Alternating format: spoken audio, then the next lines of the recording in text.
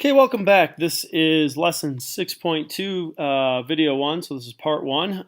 Today our content objective is identify the exponential functions and explain how you represent them. So the first thing we want to do, just as a quick review, we want to remember some exponent rules. And some of these are pretty easy. Most of you will already know these, but there may be a couple that you've forgotten, so we want to make sure that we're understanding these, okay? First is if we take any number to the 0 power, so a of 0 is going to equal 1, okay? Anything to the 0 power is 1, okay? So that's a very, very simple one. So we can do some examples. Example would be we had 5 to the 0. It's 1. Another example, we have x to the 0. We don't know what x is, but it doesn't matter.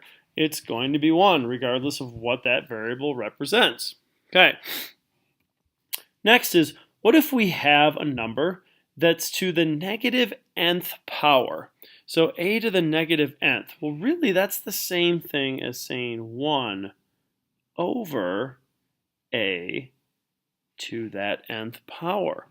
So a good example of this is, let's say we had 2 to the negative 2 power. What would that be?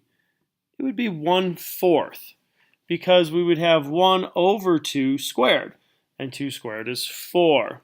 Okay, another good example, if we had x to the negative 2 power, that would equal 1 over x squared. And so now you can use these rules in a lot of other applications where they may come up, because sometimes it's easier for us to remember that we need to divide or do something if we put it in a fractional form rather than this form, okay? All right, how about a to the first power? Well, this is another easy one. A to the first power is just a. So any number to the first power, like we had 4 to the first power, is just that number again. 4 to the first power is 4. Or another example would be, we had x to the first power, it's just x. So we actually understand that anytime we have a lone variable like x or y or z, we're actually taking it to the first power. It's already to the first power. Every number actually does have an exponent next to it. We just often don't write 1, so we don't need to do that. Last is, what if we have a fraction like this, m over r, and it's in parentheses and then we're taking it to the nth power? Well, remember what that means is that both m and r are being taken to the nth power. So m to the nth over r to the nth. Okay, so let me show you some clear examples. Good example would be, suppose we had 4 over x, and we were taking it to the third power. Well, that's the same thing as 4 cubed over x cubed.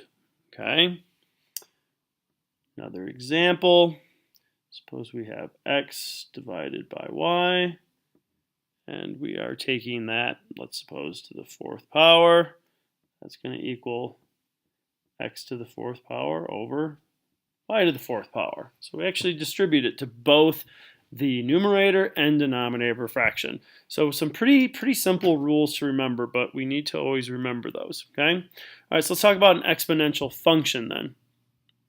Exponential function, we just want the basic, what's the basic format of any exponential function? So if we have f of x, that is going to equal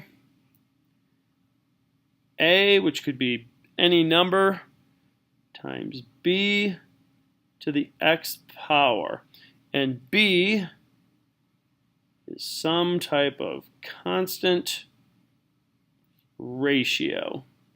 Like, for example, if a population was always doubling, well, you could take the population where it is now, that'd be a. Let's say the population is 1,000,000, and suppose the population always doubles.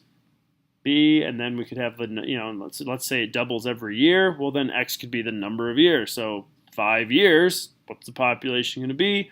Well, 2 to the 5th power, and then we can multiply it by the current population. That would give us the population in 5 years.